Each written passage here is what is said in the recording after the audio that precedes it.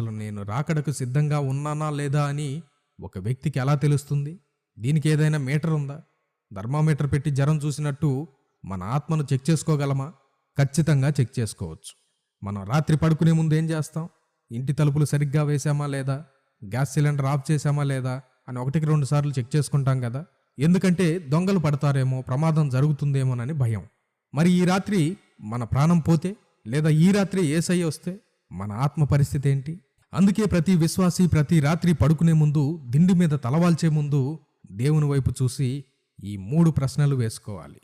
ఇది daily check list. ఏంటా 3? మొదటిగా, నాలో ఏదైనా రహస్య పాపం ఉందా లేదా అని చెక్ చేసుకోవాలి.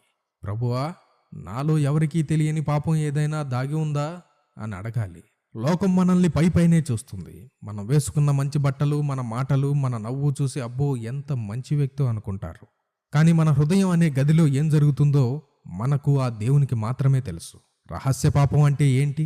పాస్టర్ గారు చూడనప్పుడు, తల్లిదండ్రులు చూడనప్పుడు, భర్త లేదా భార్య పక్కన లేనప్పుడు నువ్వు చీకట్లో చేసే పని, నీ ఫోన్లో చూసే దృశ్యం, లేదా నీ మనసులో తలంచే చెడ్డ ఆలోచన.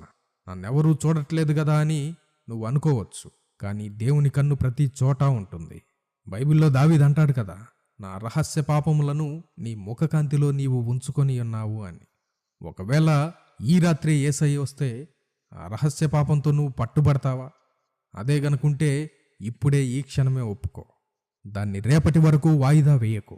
రెండవదిగా, నేను ఎవరినైనా క్షమించకుండా ఉన్నానా? నా హృదయంలో ఎవరి మీదైనా పగాద్వేషం ఉన్నాయా లేదా అని చెక్ చేసుకోవాలి. ఇది చాలా ప్రమాదకరమైనది. చాలామంది భక్తి చేస్తారు కానీ పగలు పెంచుకుంటారు. వాడు నన్ను ఆ మాట అన్నాడు, వాడు నాకు అన్యాయం చేశాడు, నేను చచ్చినా మర్చిపోనంటారు. జాగ్రత్త, బైబిల్ క్లియర్గా చెప్తుంది, నువ్వు సాటి మనిషిని క్షమించకపోతే పరలోకపు తండ్రి నిన్ను క్షమించాడు. ఒక చిన్న ఉదాహరణ చెప్తాను. మనం ఫ్లైట్ ఎక్కాలంటే మన లగేజ్లో వాళ్ళ రూల్స్కి మించి ఏదైనా మనం ఒక ఆబ్జెక్ట్ని కానీ ఒక వస్తువుని కానీ పెడితే దాన్ని ముందుకు వెళ్ళనివ్వరు, మనల్ని ఫ్లైట్ ఎక్కనివ్వరు. అలాగే పగ, ద్వేషం, అసూయ అనేవి ఒక లగేజ్ లాంటిది. ఈ బరువు హృదయంలో పెట్టుకుని నువ్వు ఆకాశంలోకి ఎత్తబడలేవు. పరలోకానికి నో ఎంట్రీ బోర్డు పడుతుంది. అందుకే ఈ రాత్రి పడుకునే ముందు చెక్ చేసుకో. ఎవరి మీదైనా కోపం ఉందా?